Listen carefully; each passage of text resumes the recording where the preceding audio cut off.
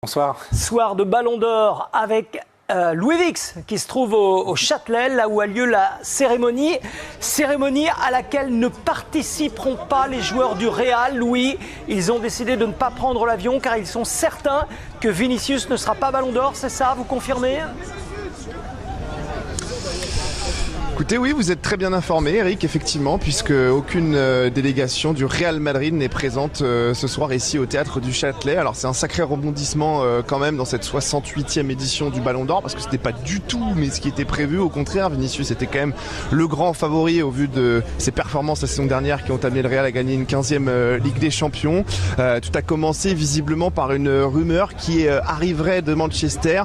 On rappelle que l'UEFA co-organise cette soirée avec nos confrères du groupe l'équipe. Évidemment, on en parle énormément ici autour du Théâtre du Châtelet. On a espéré jusqu'au dernier moment voir et apercevoir le numéro 7 du Real Madrid. Finalement, il n'en est rien.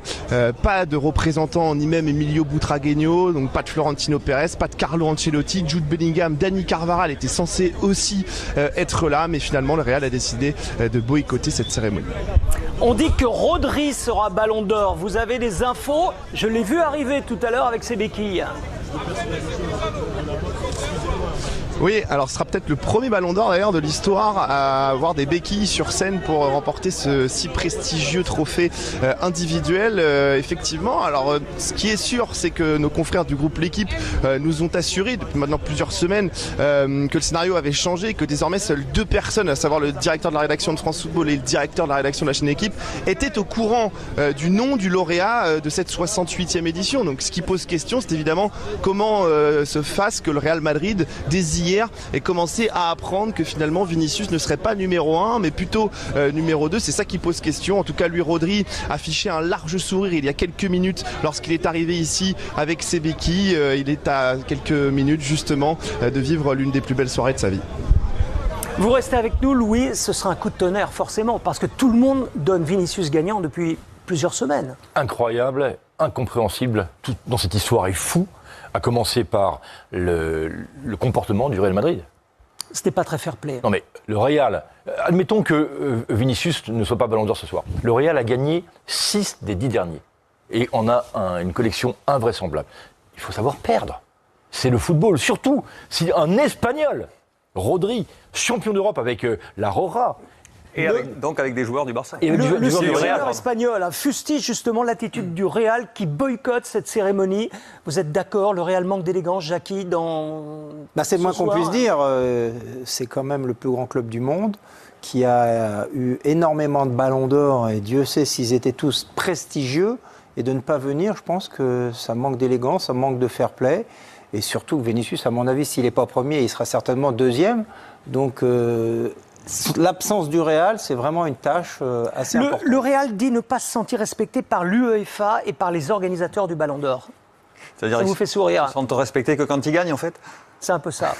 Parce que le Real, on sait que le Real et l'UEFA sont à couteau tiré depuis la fameuse affaire de la Super League, qui avait été promue par Florentino Pérez notamment et par le Barça à l'époque. Mais c'est inaudible. D'autant plus inaudible, je pense à quelque chose de très simple.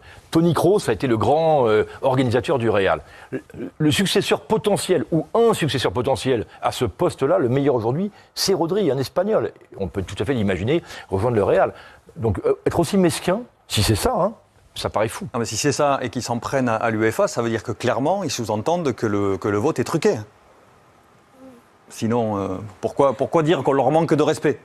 On va revenir justement sur cette fuite, Louis. Vous nous disiez tout à l'heure que seules 2 personnes étaient dans le secret et c'est l'UEFA qui aurait laissé fuiter le nom du Ballon d'Or auprès du Real. En tout cas, ce que l'on nous dit, c'est qu'a priori, la fuite serait à l'origine venue de Manchester. Alors après, de qui, comment, à quelle heure exactement, ça, malheureusement, on n'est pas encore en mesure de vous le dire. Et d'ailleurs, c'est une interrogation que l'on est en train de lever dans les prochaines heures et dans les prochains jours, parce qu'à croiser certains confrères du groupe L'équipe depuis le début d'après-midi que nous sommes ici avec Nicolas Paillard, ça faisait grise mine quand même. C'était pas du tout le scénario imaginé ce soir. Normalement, il devait y avoir au premier rang Rodri, Vinicius, Bellingham et Dani Carvajal, et aucun des 4 n'était au courant de la décision. Donc il y a quelque chose qui a cloché dans le processus, ce nouveau processus mise en place par le groupe L'Équipe pour cette 68e édition. Ce que l'on peut vous dire juste par rapport à hier soir, c'est que à la base, des joueurs comme Vinicius, comme Carvajal et comme Bellingham étaient censés venir à Paris dès hier soir pour passer une soirée. Bon, il y a eu la claque face au Barça samedi soir qui les a un petit peu refroidis, et des premières rumeurs qui dès hier soir ont fait comprendre à Vinicius qu'a priori il serait plutôt numéro 2 que numéro 1. L'accueil de Rodri, parce que tout à l'heure, juste avant de prendre l'antenne, j'ai entendu des supporters du Real, français ou pas, je ne sais pas, scander le nom de Vinicius. C'est un petit peu chaud à l'entrée du Châtelet. Ouais, alors c'est un petit peu chaud là, ils sont calmes, on va tenter de les montrer avec Nicolas Paillard. Ils sont une bonne vingtaine ou trentaine depuis le début de la soirée. Et voilà, Vinicius, à chaque fois, c'est le nom qui ressort. Vini Ballon d'Or, il y a des maillots de Vinicius depuis le début de l'après-midi. La plupart sont venus pour voir le sacre de numéro 7. Ils ont sifflé copieusement l'arrivée de la délégation du Barça emmenée par Joan Laporta. Il y avait également Lamine Yamal et Dani Olmo. Mais on croit encore au sacre de Vinicius Junior qui paraît évidemment très très improbable au moment où nous nous parlons.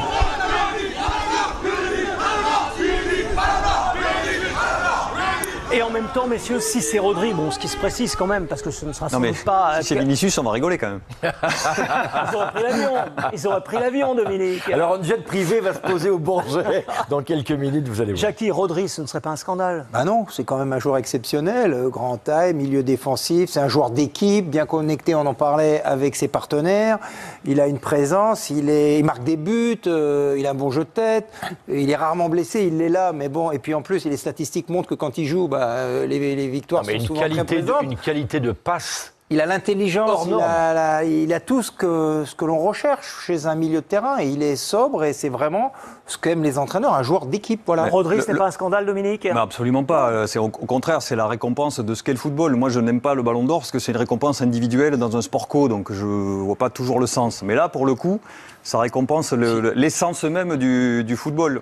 Et que le Ballon d'Or échappe à un attaquant, j'ai regardé un petit peu ces derniers temps, c'est rarissime. Hein. C'est un tous les 10 ans, en gros. C'est Matthias Sammer dans les années 90, c'est Cannavaro dans les années 2000, et c'est Modric, si on considère que ce n'est pas un milieu offensif, un peu plus récemment, en 2018. Voilà. Et surtout, il viendrait, si c'est lui, quelque part, venger l'absence de Iniesta, de Xavi, surtout Xavi, qui a fait 3 fois 3e consécutivement, de Steven Gerrard, qui ont toujours été abonnés aux accessites. Après, voilà, la récompense était vampirisée par 2 extraterrestres pendant 15 ans quasiment. Donc, Ouais, même si sur les dernières années, il y a peut-être des choses à redire. En tout cas, un ou deux trucs discutables. Rien à redire, vous êtes tous d'accord avec ça. Ouais. Si c'est Rodri qui est Ballon d'Or, a priori, ce sera lui qui sera Ballon d'Or pour un homme qui a quand même gagné cette année la Première Ligue et l'Euro avec l'Espagne. Reportage.